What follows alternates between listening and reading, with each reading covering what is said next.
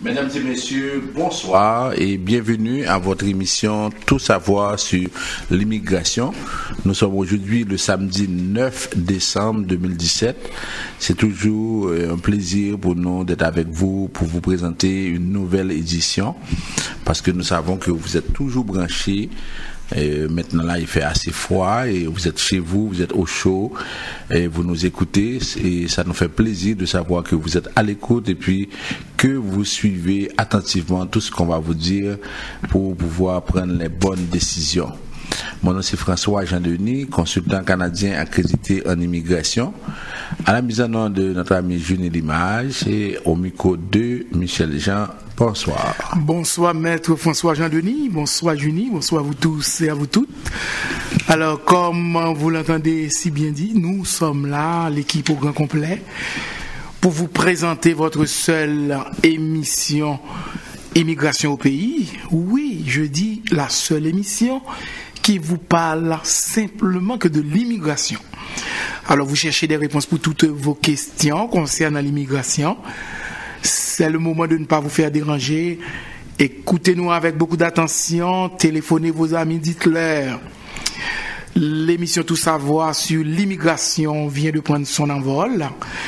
Encore, émission après émission. Aujourd'hui, vous aurez encore une autre émission spéciale parce que au niveau de l'immigration, turbulence par-dessus des turbulences.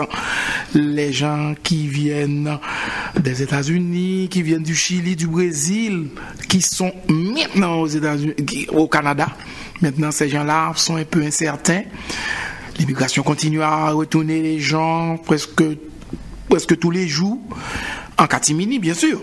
Alors, il faut écouter l'émission Tout savoir sur l'immigration pour savoir quelle décision que vous devez prendre.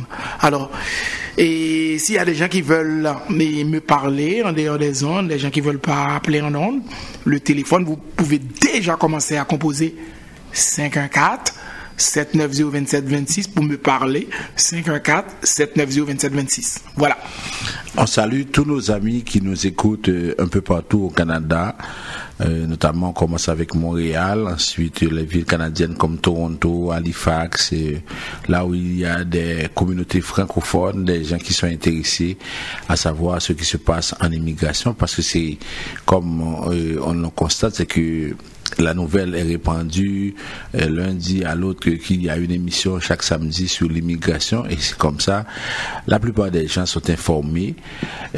Alors on remercie tous ceux qui sont à l'écoute dans les autres villes canadiennes, à ceux qui nous écoutent également aux États-Unis. Alors on vous salue. Comme Michel vient de dire, c'est que jusqu'à présent, il y en a qui se posent des questions. Est-ce que je dois venir? Est-ce que je dois rester? Ou bien qu'est-ce que je dois faire? On a un délai de jusqu'à janvier 2019, jusqu'à juillet 2019. Et puis 18 mois, ça passe vite. Déjà, on a un mois qui s'est déjà écoulé. Alors c'est sûr que là on est en phase de se poser des questions pour savoir ce qu'on doit faire. À ceux qui sont également en Amérique du Sud, en Amérique latine, un peu partout, qui cherchent une solution, parce que c'est ça qui arrive. Encore on entendait Monseigneur Ducange qui parlait hier de la situation des jeunes qui s'en vont, qui sont désespérés, qui ne savent vraiment à quel sens se vouer, qui vont un peu partout parce que le pays n'offre pas d'alternative. Alors on salue ces gens-là. Et en même temps, ceux qui nous écoutent dans le département du Sud avec Radio Macaya, des gens dans tout le département du Sud, c'est sûr qu'il y en a qui veulent venir avec leur famille. Et c'est ça le dilemme. Ça veut dire qu'il fut un temps où, en Haïti, par exemple, on pouvait avoir des possibilités de faire des demandes de parrainage, de travailleurs qualifiés.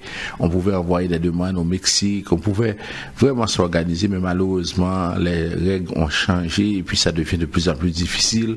Et lorsque les gens nous appellent dans chaque département, si on veut être sincère, on dit aux gens que ça va prendre du temps et ils sont dans un désarroi total parce qu'ils ne savent pas comment quitter ce pays et venir au Canada.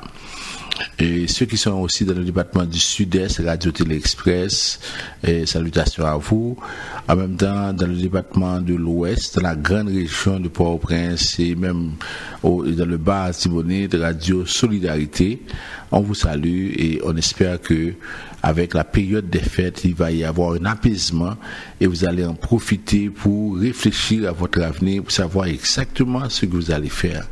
Il ne devrait pas y avoir de procrastination pendant la période des fêtes. C'est une période où vous devez prendre des décisions, où vous devez prendre, par exemple, des décisions qui sont vraiment en fonction de vos rêves pour savoir ce que vous voulez faire ou pas. Alors, on souhaite que cette période-là soit assez apaisante, assez calme pour pouvoir réfléchir. Ce soir à l'émission, nous allons vous donner dans un premier temps quelques nouvelles, surtout pour la province du Québec. On a beaucoup de choses qui bougent parce que on est censé être dans une pré-campagne électorale parce que d'ici quelques mois, d'ici peut-être 10 mois, on va avoir des élections au niveau de la province du Québec et il y a des promesses qui se font. Alors on va voir ce qui se dit pour la province du Québec et on va vous en parler. Ensuite, on va vous parler aussi de certains points. Par exemple, des fois, on a l'impression que les gens ne comprennent pas trop bien les 3 ans de citoyenneté. Des fois, ils ne comprennent pas trop bien ce qu'ils doivent faire une fois arrivés ici au Canada. Il y a beaucoup de points qu'on va traiter avec vous quand on va faire le rappel des nouvelles les plus importantes. Et par la suite, on va vous parler aussi de la journée du samedi 16 avec nos clients d'abord et ensuite avec quelques personnes qui voudraient participer à cette journée porte ouverte de 11h à 6h au local de Vision Max Service. Et enfin, on va peut-être ouvrir les lignes. Quand on a les questions de Michel, ça dépend des questions qui sont posées. Si on a le temps, on va ouvrir les lignes également pour vous donner la possibilité de poser quelques questions. Alors vraiment, c'est une émission spéciale. Alors, on va prendre la première pause et tout de suite après, on va y revenir pour la suite du programme. C'est la Noël. Excellente occasion de transférer argent et nourriture à vos parents et amis en Haïti. Noël, c'est la fête du partage, de l'amitié et de la famille. Témoignons notre affection à nos proches en rechargeant également leur téléphone cellulaire avec Digicel et Natcom. Et pour les appeler partout à travers le monde, Unitransfert vous offre les produits Boss Révolution et Nopin. Mais Noël arrivé, toute famille besoin fêter. Qui t'aime voyer un petit l'argent pour famille dans Unitransfert. Unitransfert a souhaité un joyeux Noël. Nous prenons fêter avec Unitransfert. Assurance Générale à prix abordable. Assurance Générale vous offre tous les services financiers car elle fait affaire avec 19 institutions financières pour vous garantir le meilleur taux. Vous êtes travailleur autonome, vous êtes un salarié, vous détenez un fonds de pension, vous voulez placer votre argent en lieu sûr, vous voulez planifier votre retraite, vous projetez d'acheter une maison, vous avez de la difficulté à vous faire assurer, vous voulez une assurance dentaire. Madame Elsie Jean-Pierre a la solution pour vous. Dès aujourd'hui, protégez votre sécurité financière, protégez votre famille et vos acquis avec une couverture adaptée à vos besoins en contactant Madame Elsie Jean-Pierre, conseillère en sécurité financière au 514 712 08 25. De nos jours, émigrer au Canada n'est pas une chose facile. Les lois et règlements, les critères de sélection représentent une course à obstacles que seuls des experts peuvent franchir. Vous pensez émigration? Pensez Vision Max Service Immigration. Pour émigrer, travailler, étudier au Canada ou pour tout simplement visiter le pays, parrainer un conjoint, une conjointe, un parent, contactez Vision Max Service Immigration ou un consultant canadien accrédité en immigration, François-Jean Denis, étudiera et suivra votre dossier avec vous à chaque étape pour des résultats à la hauteur de vos attentes en immigration. Vision Max Service Immigration. 438-876-9398. 438-876-9398. frère Bob, les temps sont durs. Michel Studio de Beauté pense à ses clients. Pour vous, les belles créoles, lavage simple, $20. Permanente, $35. Et pour vous, messieurs, coupe pour enfants, $8. Adultes, $10. Lundi et mardi. Allez vite, car c'est pour un temps limité. 91 37 P9 au coin de la 46e. Téléphone 514-321-9415.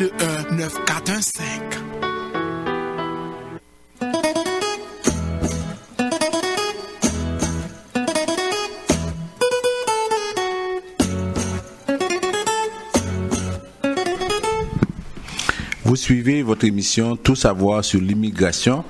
On vous rappelle les numéros de téléphone pour nous rejoindre. D'abord en Haïti, on a 2 numéros de téléphone, le 48 20 78 18, le 22 09 76 82. À tous ceux qui nous écoutent en Haïti, vous avez quelque chose, vous voulez nous parler, commencez d'abord par appeler au bureau et par la suite, on va vous référer, on va vous dire quand on peut avoir un rendez-vous téléphonique. Parce que souvent, vous nous appelez pendant qu'on est à l'audience, pendant qu'on est en rencontre, pendant qu'on est occupé. Et là, maintenant, même si vous nous envoyez des messages sur WhatsApp, ça va prendre du temps. Alors, c'est mieux d'appeler directement à ce bureau ou bien vous allez directement au 273 Lalu, coin Ruelle Vaillant. Vous y allez, vous posez vos questions et puis là, les filles ne peuvent pas vous donner des réponses parce qu'elles ne sont pas autorisées à donner des réponses. Cependant, elles vont vous dire que oui, pour ce cas-là, alors on peut prendre un rendez-vous avec le bureau Canada et puis voilà. Alors il faut essayer de faire ça parce que je comprends que vous voulez faire les choses rapidement.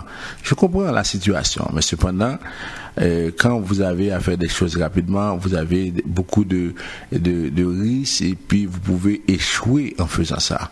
Un médecin disait que si lui, il a 5 minutes pour faire une opération, il va prendre 4 minutes pour planifier et il va prendre l'autre minute pour faire l'opération. Alors, c'est pas en se précipitant que vous allez trouver une solution.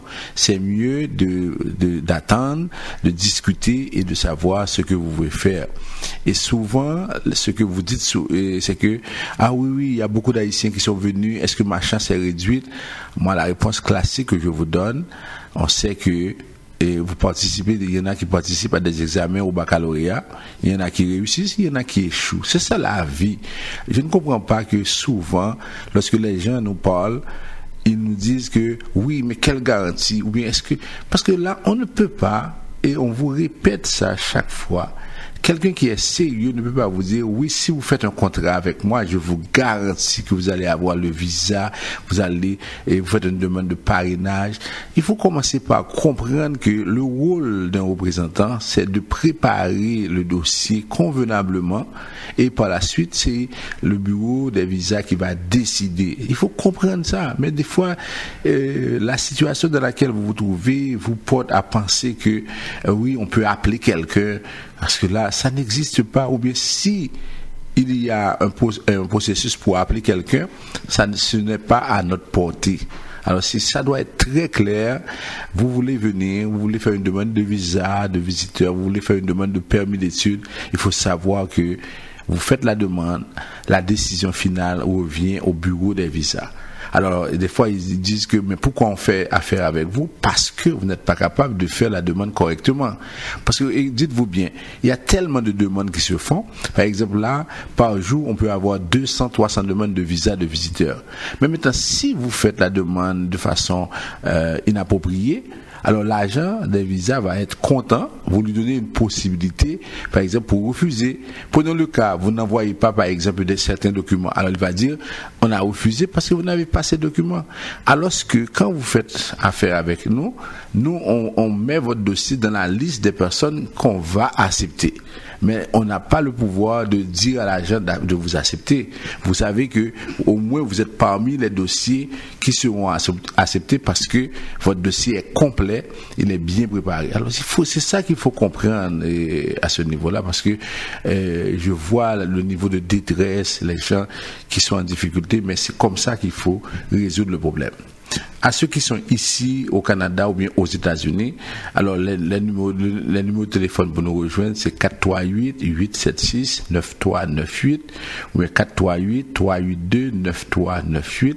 Et quand vous appelez, c'est juste dire voilà ce que je veux et les secrétaires vont pouvoir vous aider. Mais c'est pas dire oui, j'ai besoin de parler à M. Jean-Denis et puis qu'il m'appelle. Mais pourquoi? Ça veut dire que des fois, l'expérience a prouvé, quand on vous appelle, ah oui, j'ai entendu qu'on prend 1 million d'Haïtiens. Est-ce que c'est vrai? Mais c'est pas la peine qu'on vous retourne l'appel pour répondre à des choses qui sont insensées comme ça. Alors, vous avez une question, vous dites OK. Et les filles peuvent vous répondre à ces choses-là. Si ce sont des rumeurs, au moins elles sont assez avisées pour vous dire que non, ça n'existe pas. Nous, on vous donne les informations en fonction de ce qui se dit, de ce qui se fait en immigration au Canada. Et lorsque on parle, personne ne peut dire le contraire parce que nous, on va à la source, on ne vous dit pas ce que nous voulons dire, on vous dit ce qui existe. OK? Ensuite, sur le site internet www.visionmaxservice.com ou bien sur WhatsApp, vous pouvez aussi envoyer des messages, mais il faut préciser, il faut donner votre nom, il faut faire tout ça de façon correcte et puis suivant les règles de l'art. OK? Maintenant, on commence avec les nouvelles. On apprend que le gouvernement libéral a l'intention d'éliminer bientôt l'essentiel de l'arriéré du programme des aides familiaux résidents d'ici la fin de 2018.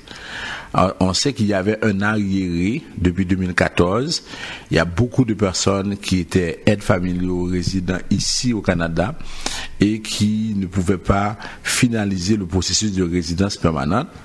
Alors, cet automne, Immigration, Réfugiés et Citoyenneté Canada a alloué davantage de ressources au traitement des demandes présentées dans le cadre de ce programme et à l'obtention des documents que n'avaient pas fournis les demandeurs et leurs familles. Alors, ce coup de pouce place Immigration Canada en bonne voie de fermer 5000 dossiers de plus que prévu d'ici fin 2017. Ce mouvement permettra à Immigration Canada d'accueillir un total de 20 000 nouveaux résidents permanents dans la catégorie des aides familiaux cette année. On n'a pas dit qu'on va accepter des gens ou bien qu'on donne la possibilité à des gens d'appliquer pour aides familiaux résidents. Aides familiaux résidents, c'est un programme spécifique, un programme spécialisé. Ce sont des gens qui avaient des demandes en cours. On dit qu'on va finaliser à peu près 20 000 demandes d'ici la fin de 2017. Alors, quand vous écoutez ça, ne dites pas oui, je veux appliquer pour aides familiaux résidents.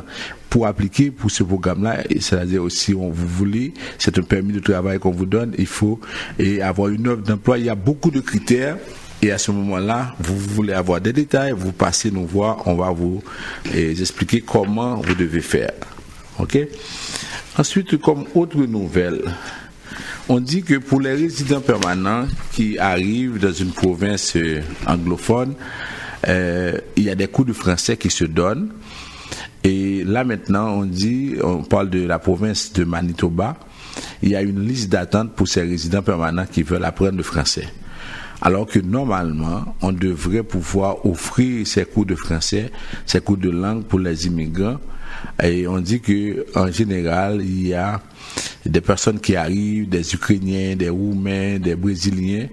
Ces personnes-là ne peuvent pas obtenir des cours pour pouvoir fonctionner. Parce qu'on sait que l'intégration commence par la maîtrise de la langue.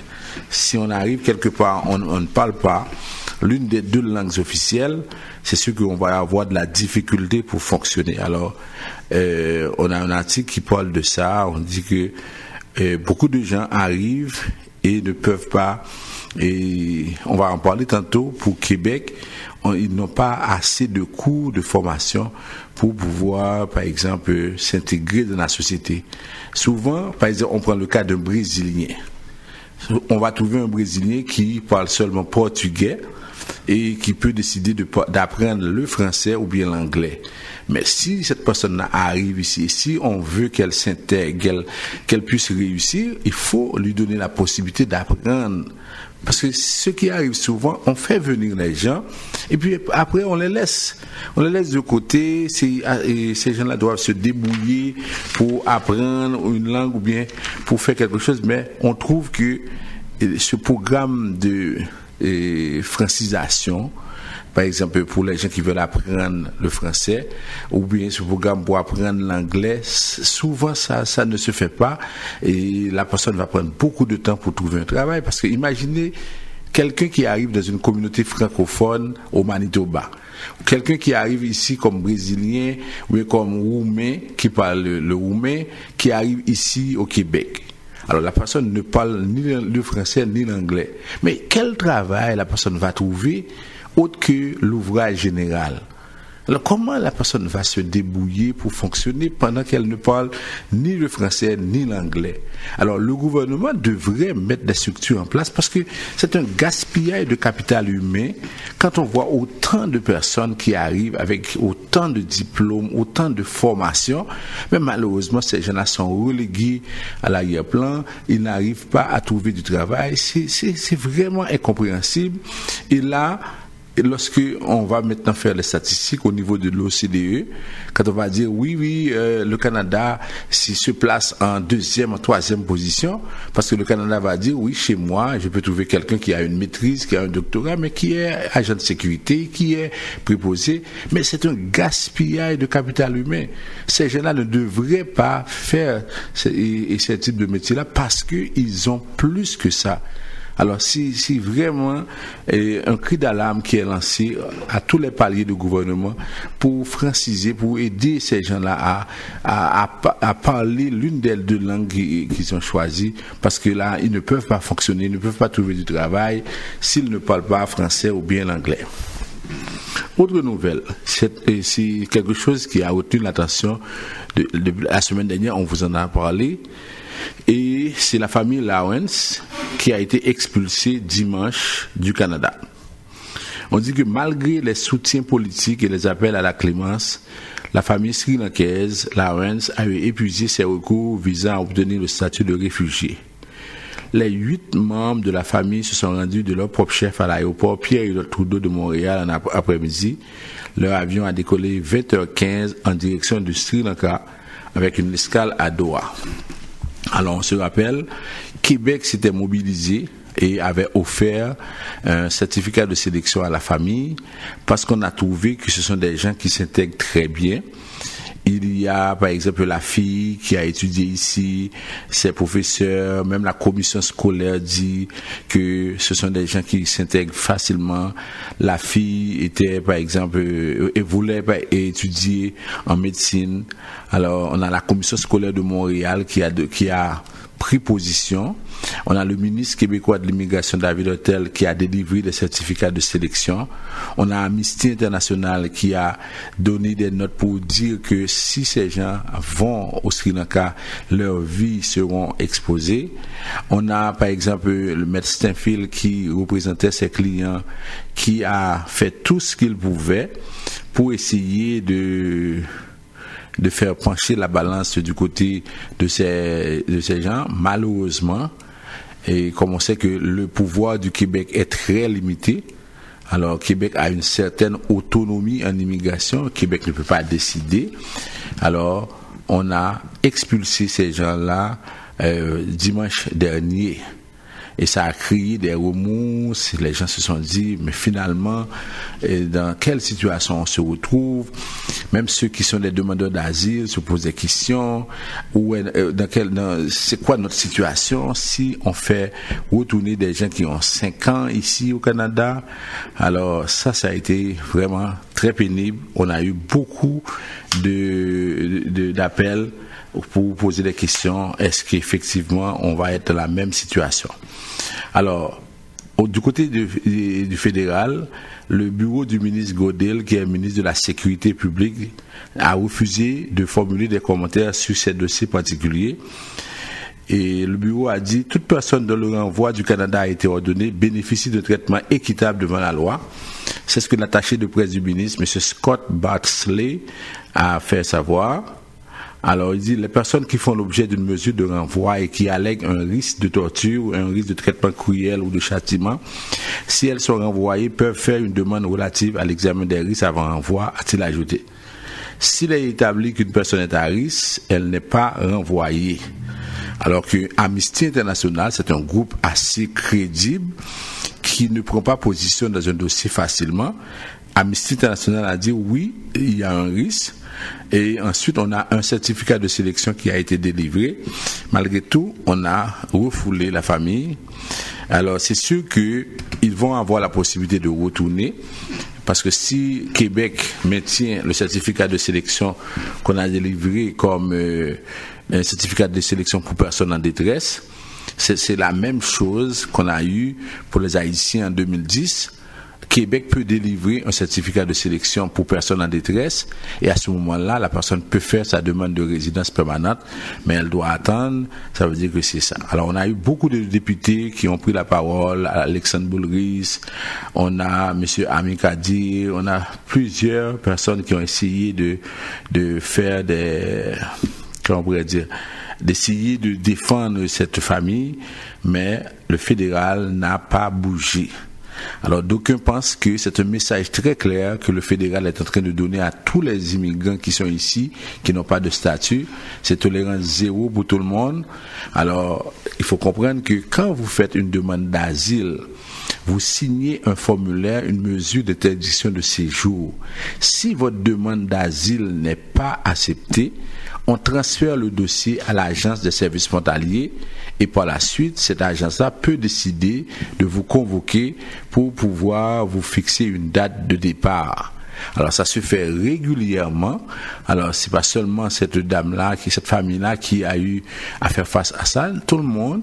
Et c'est pourquoi on vous dit de faire attention, parce que quand votre dossier n'est pas bien préparé, vous courez ce risque-là, effectivement, de pouvoir c'est-à-dire rester ici. Et la plupart des gens qui sont des États-Unis, ils n'ont même pas la possibilité d'aller en appel parce que ils sont venus à cause d'une exception sur l'entente sur les pays tiers sûrs. On ne leur donne pas le droit d'aller en appel.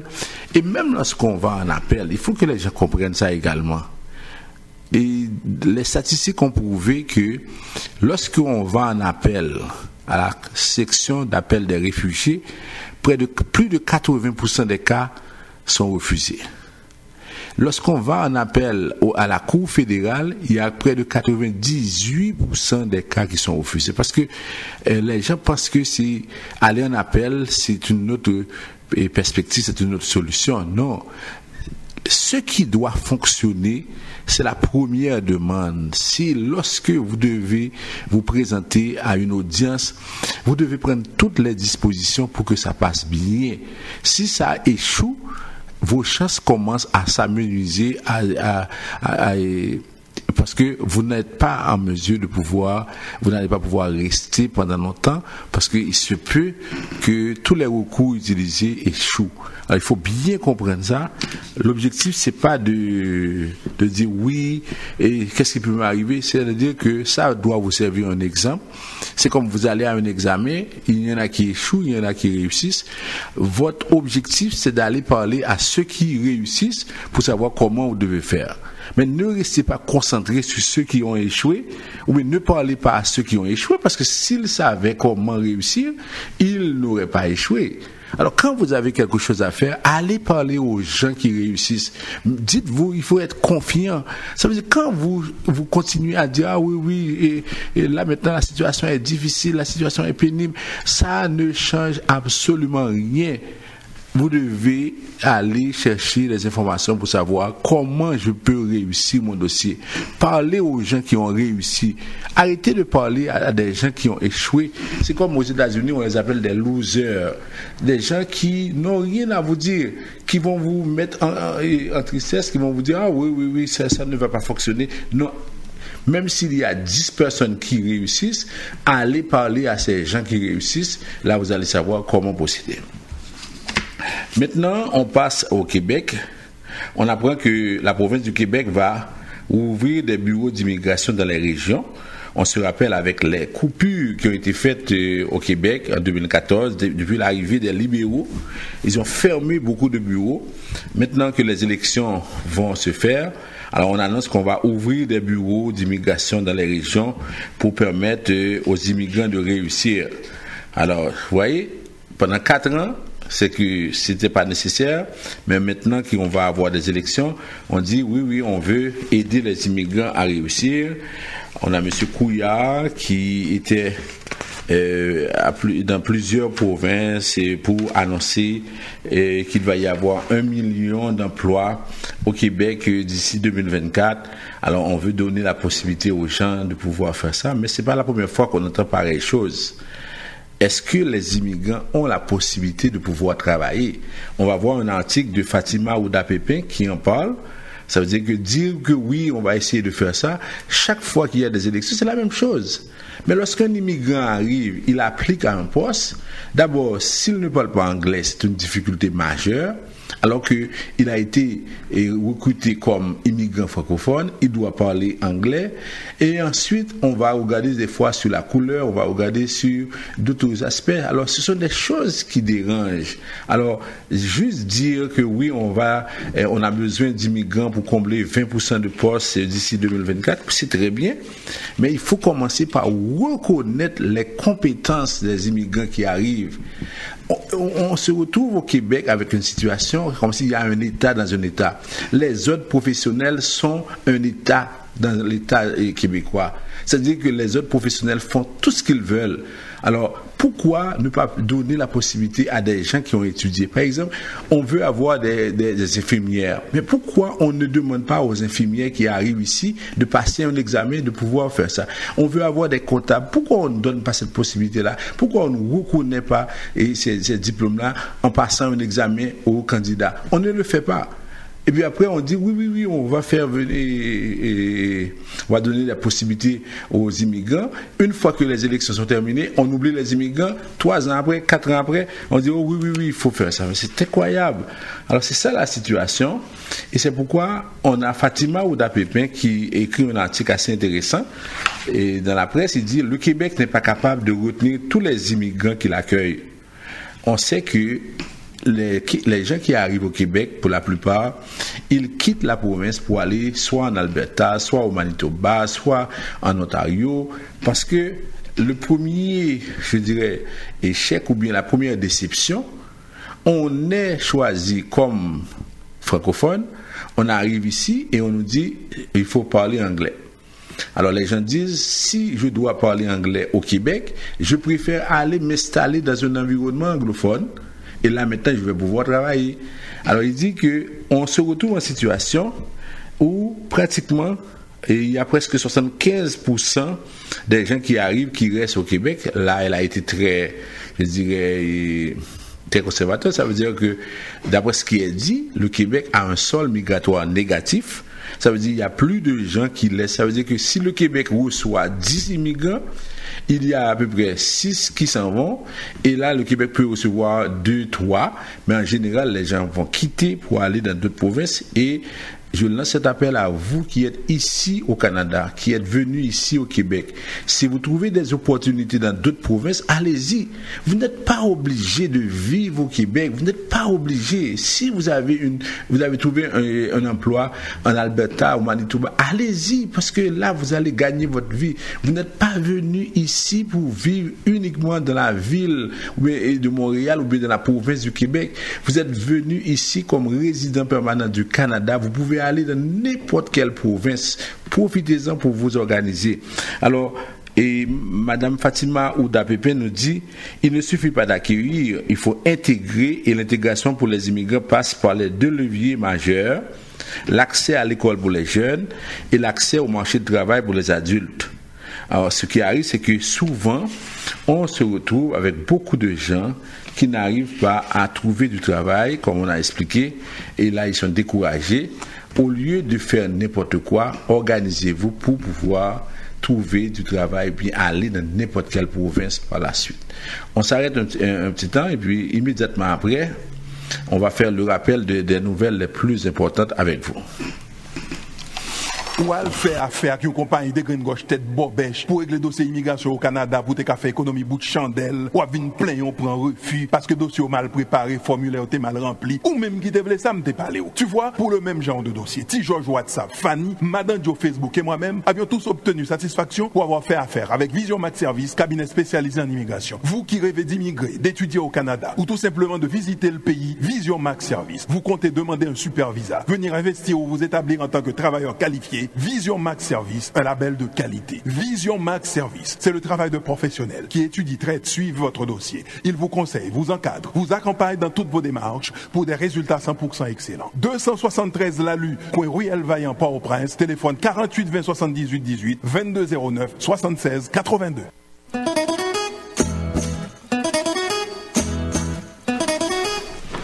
Vous suivez votre émission Tout savoir sur l'immigration. On vous rappelle le numéro de téléphone pour nous rejoindre, 438-876-9398. Ça, c'est pour les États-Unis et le Canada. En Haïti, vous avez deux numéros, 48 20 78 18, 22 09 76 82. Alors, le rappel des nouvelles les plus importantes. D'abord, on commence avec la carte de résidence permanente. La première chose que vous devez faire si vous avez l'intention de voyager pendant cette période de fête, il faut aller vérifier la date d'expiration de votre carte. Parce que quand vous nous appelez, par exemple, il y en a qui s'en vont à l'étranger et puis ils vont nous appeler le 1er janvier, le 2 janvier pour nous dire qu'ils sont bloqués là-bas. Mais personne ne peut rien faire pour vous parce que quand vous allez là-bas, et les bureaux seront fermés. Alors si votre carte va expirer, vous prenez une décision en connaissance de cause. Alors, vous n'êtes pas obligé d'y aller si vous allez avoir un problème. Souvent, les gens agissent en toute légèreté. C'est comme, c'est rien du tout. On peut y aller, on va prendre la chance. Jésus puis bon, Jésus va nous aider. Alors, des fois, c'est pas réaliste. On fait ça vraiment sans penser à des conséquences qui peuvent être assez désastreuses pour vous. Alors, assurez-vous que votre carte ne va pas expirer pendant que vous êtes à l'étranger. Ensuite, pour les questions de demande de visa de visiteur, c'est sûr que pour la période des fêtes, c'est trop tard, mais on peut toujours inviter les gens. Et moi, je m'adresse à des gens qui ont des parents, surtout des parents, et des pères, des mères, des grands-pères, des grands-mères, ou puis des gens qui sont assez bien installés dans leur pays d'origine. À ces gens-là, oui, on peut offrir un service, mais comme toujours, nous, on dit à ceux qui sont des jeunes, des personnes qui n'ont rien du tout. Quand quelqu'un me dit, moi je ne travaille pas, je ne suis pas à l'école, moi j'aimerais venir visiter le Canada, moi je dis à la personne, non, vous êtes à la mauvaise adresse, ça ne fonctionnera pas. Ok? Alors je dis ça à ceux qui nous écoutent à l'étranger, notamment en Haïti, dans le sud, dans le sud-est, dans le département de l'ouest, un peu partout. Alors, si vous ne travaillez pas, si vous n'avez pas d'attachement, c'est même pas la peine de faire des demandes. Arrêtez de faire des demandes, vous perdez de l'argent, et puis ensuite, les statistiques vont jouer contre nous. Supposons que, par exemple, vous faites 100 demandes par jour, et là maintenant, on accepte 10. Vous voyez, il y a un taux d'échec de 90%. Et tandis que si maintenant vous avez bien réfléchi, normalement, vous avez fait 20 demandes parce que déjà au départ, c'était écrit dans le ciel que 80% vont être refusés parce que vous n'avez pas d'attachement. Alors, vous faites 20 demandes, on accepte 10, on a un taux de 50%.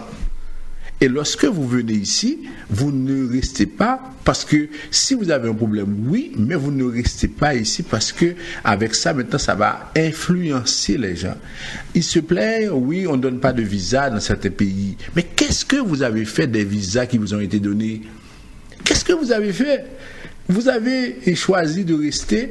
Alors imaginez que le bureau des visas qui constate que la plupart des gens qui ont des visas restent au pays, mais qu'est-ce qu'on va faire? On ne va plus donner. Alors la solution, c'est par ailleurs. On doit comme communauté commencer par réfléchir à ça et dire on arrête de faire des demandes, on vient ici, on n'a pas de besoin, on retourne au pays parce que ce sont des visiteurs. Aussi longtemps que vous ne faites pas ça, vous allez avoir des problèmes et tout le monde va périr. C'est ça la situation. On ne veut pas prendre conscience qu'on a un rôle à jouer dans cette situation-là. Il faut arrêter de faire n'importe quelle demande si ça ne convient pas. Maintenant, pour les demandes de permis d'études, c'est à peu près la même chose. Oui, vous voulez étudier, vous avez besoin de bourse d'études, mais on ne donne pas de bourse d'études pendant que vous êtes à l'étranger. Les bourses d'études sont données dans les écoles, dans les universités, suivant l'excellence de votre dossier. Il faut que vous soyez déjà ici présent à l'école pour avoir une bourse d'études. Alors, là maintenant, on s'adresse à ceux qui ont les moyens de pouvoir venir ici. Quand vous avez les moyens, vous avez la chance de pouvoir obtenir le visa. Vous n'avez pas de moyens, on ne fait pas de demande. C'est aussi simple que ça. Quand vous dites oui, mais le Canada devrait comprendre, il devrait comprendre quoi? Puisque les écoles sont, pour la plupart des écoles privées, qui vont embaucher des professeurs pour donner des cours. Mais si vous venez, vous n'êtes pas en mesure de payer, c'est un déficit pour l'école. C'est comme ça qu'il faut comprendre les choses. Et là, maintenant, on vous le dit et vous devez vraiment vous adapter. Ensuite, on a pour le programme de résidence permanente. Avant la résidence permanente, la citoyenneté. La citoyenneté, on a dit que c'est 3 ans. Mais si avant 3 ans, si avant de devenir résident permanent, vous avez eu un statut légal, parce que les gens confondent ça, si vous avez eu un statut légal, c'est quoi le statut légal? Par exemple, vous étiez étudiant étranger, vous étiez travailleur étranger, vous avez fait une demande d'asile, on vous a accepté. On commence à compter à partir de la date qu'on vous a accepté. Et là maintenant, chaque journée compte pour une demi-journée. Et là, vous pouvez faire le calcul pour savoir combien de jours vous avez déjà accumulé. Mais si, par exemple, prenons le cas des gens qui sont venus des États-Unis en 2010 et ont fait une demande d'asile, on a refusé leur demande et par la suite, ils ont pu obtenir la résidence dans la demande de considération humanitaire. Mais une fois que votre demande a été refusée, vous n'avez plus de statut. Et si vous n'avez plus de statut, vous ne pouvez pas contrôler les jours. Vous devez maintenant commencer par contrôler les dates à partir desquelles vous êtes devenu résident permanent. Et là, vous comptez les 3 ans. Et si vous avez voyagé, vous allez tenir compte des jours d'absence pendant cette période-là. Alors, j'espère que vous avez compris, parce que des fois, les gens disent n'importe quoi. Ensuite, au niveau de demande de résidence permanente, d'abord, travailleur qualifié. Alors, on va voir ce qui va se faire d'ici 2018. Et pour les programmes d'entrée express, ça veut dire que c'est aussi difficile.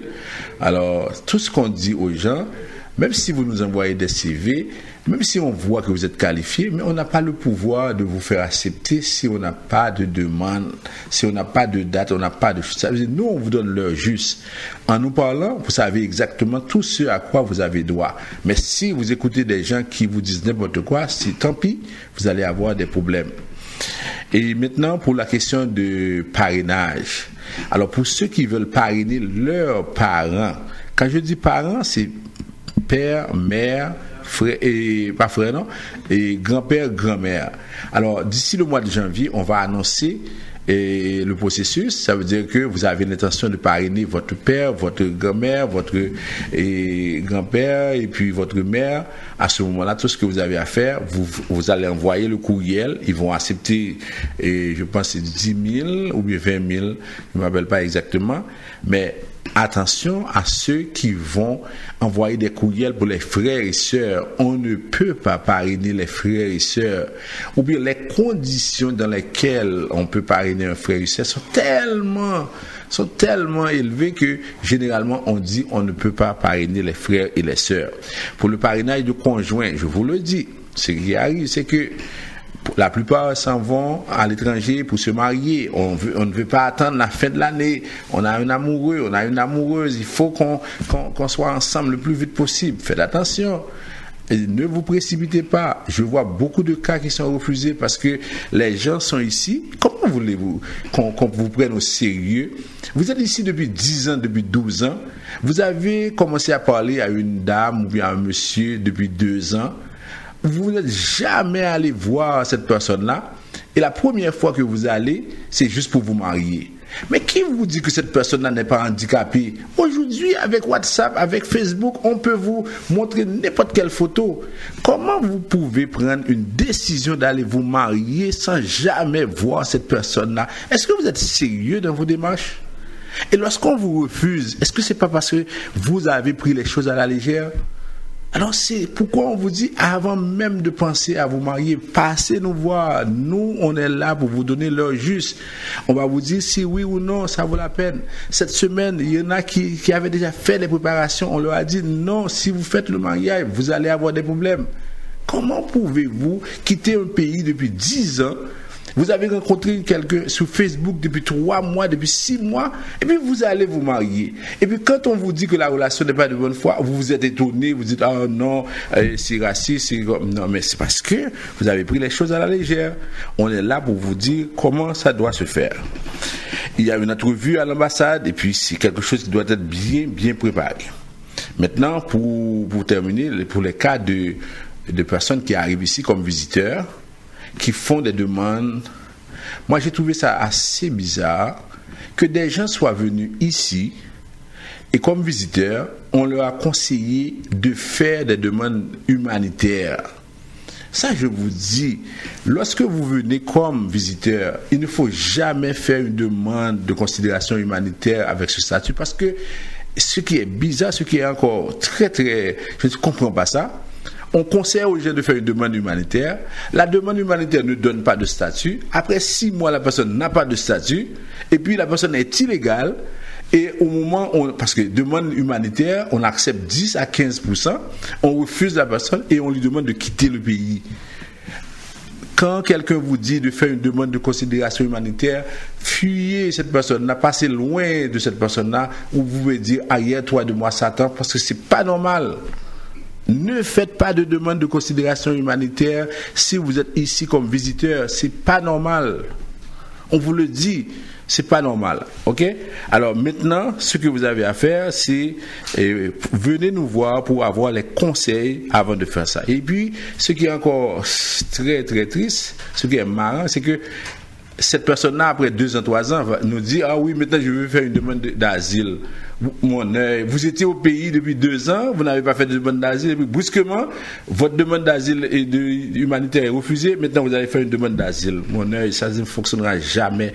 Alors c'est vous qui avez choisi d'avoir ces erreurs-là, alors c'est vraiment triste.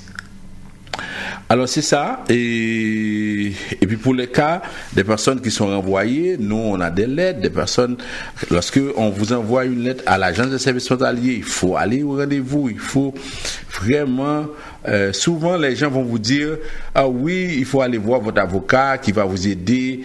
Alors je vous dis, l'avocat c'est quoi il peut faire? On peut faire une demande à la Cour fédérale, mais je vous dis 98% sont refusés. C'est ça, ça veut dire que là, vous devez comprendre ce qui se passe à ce niveau-là. On prend la pause puisque Michel est déjà de retour. Mais s'il le faut, on va vous parler de la fête et après avec Michel.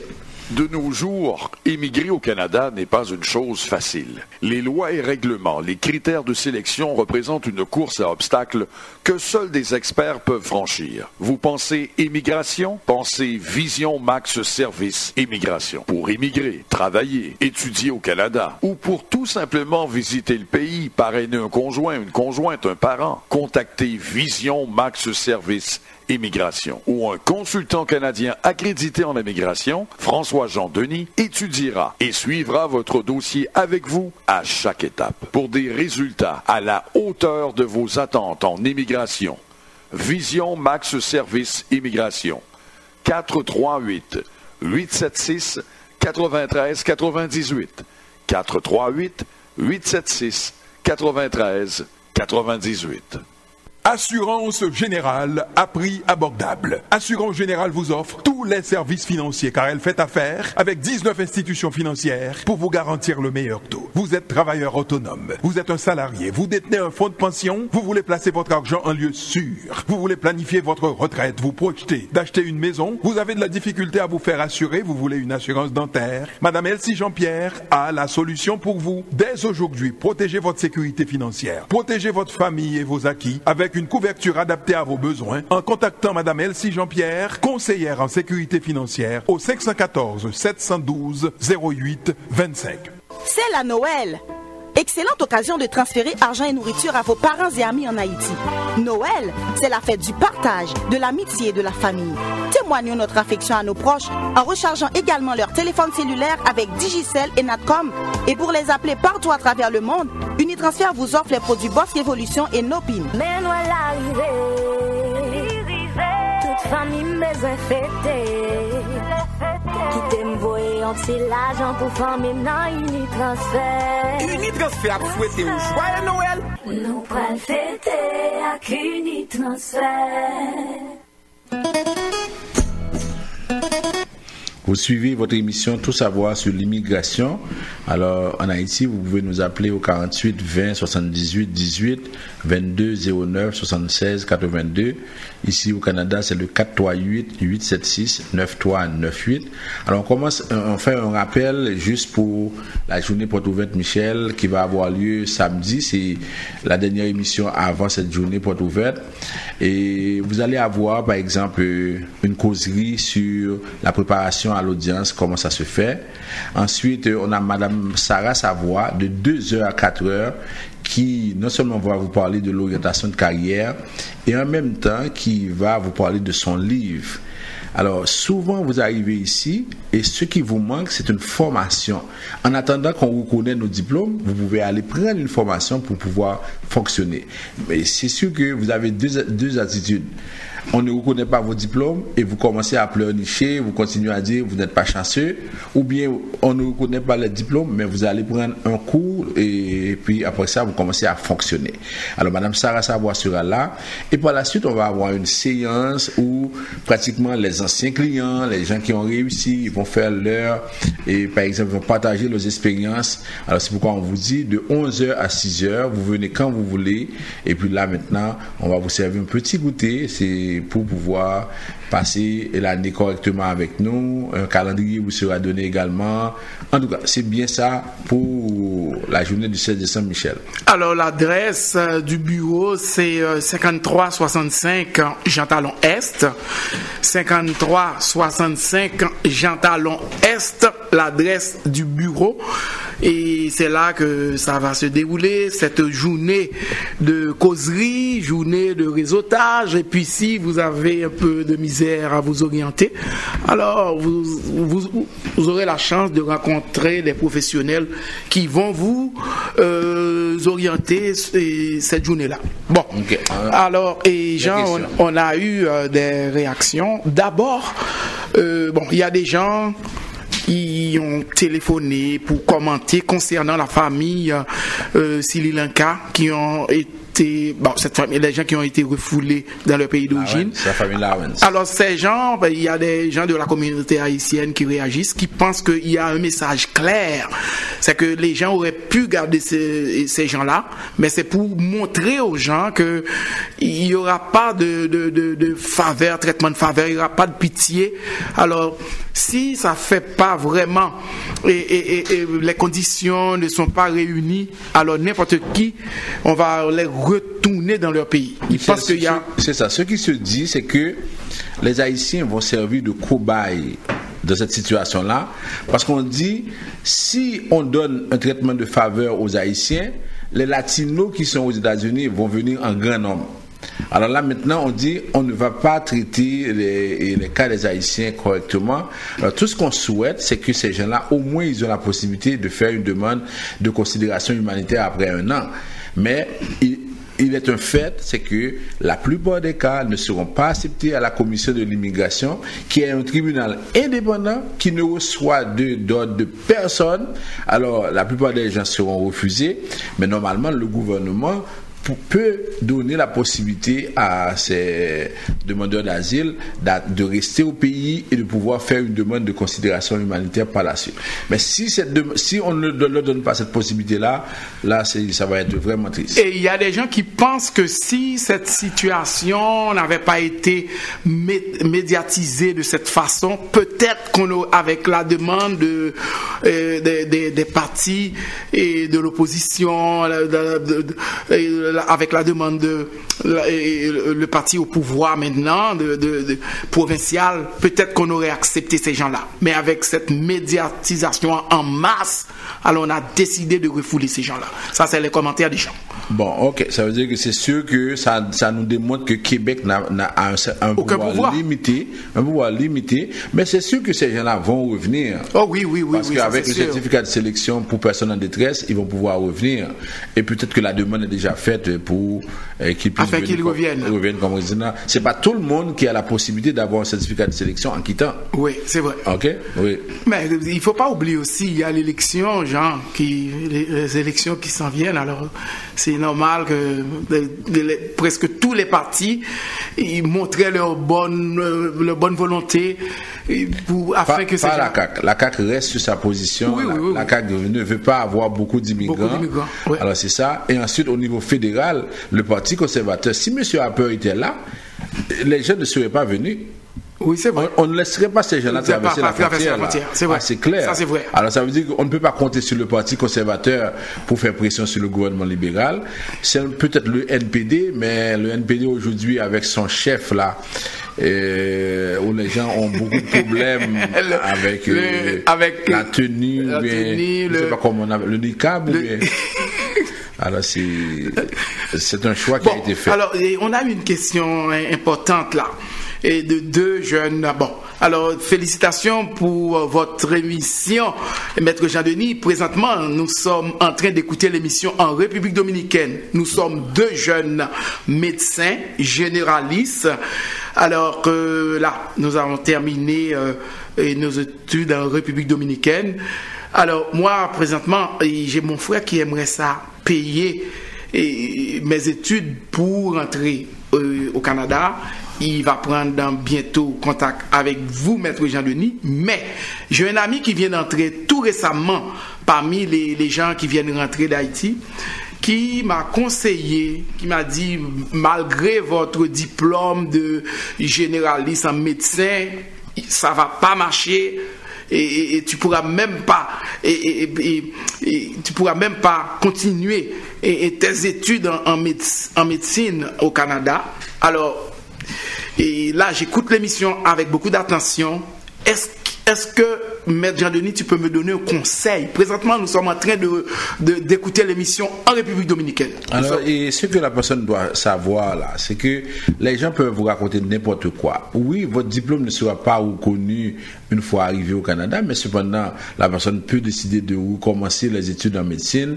Elle peut s'inscrire à l'ordre des médecins du Québec et avoir l'examen ou bien avoir les stages. Ça veut dire que c'est pas évident parce que de toute façon ça prend une reconnaissance, mais elle n'aura pas cette reconnaissance. Mais si elle veut devenir médecin, c'est possible. Mais alors la question qu'il veut savoir, c'est que si lui décide de rentrer comme étudiant, alors il veut savoir c'est quoi, quel métier. Quand ses parents vont venir au bureau, on va faire avec ses parents et le profil ou bien le portrait de toutes les études disponibles ici. Il y a près de 30 000 domaines de formation au Québec et au Canada. Alors on va regarder ça avec, mais on ne peut pas dire voilà telle émission. On va discuter avec les parents et avec la personne et puis on trouvera une solution par la suite. Bon. Alors là, c'est tout le temps, je vois que ça avance. Oui, ça avance. On a l'impression que quelqu'un joue dans les non, parce écoute, c'est pas Julie, non? C'est tellement intéressant. Quand c'est intéressant, ça passe vite. Oui, alors on dit merci à tous ceux qui ont été à l'écoute. Et puis, on vous attend samedi prochain. Et puis, on va continuer. On aura l'émission après le programme. Alors, on vous dit, continuez à nous écouter, continuez à nous appeler pour avoir l'heure juste.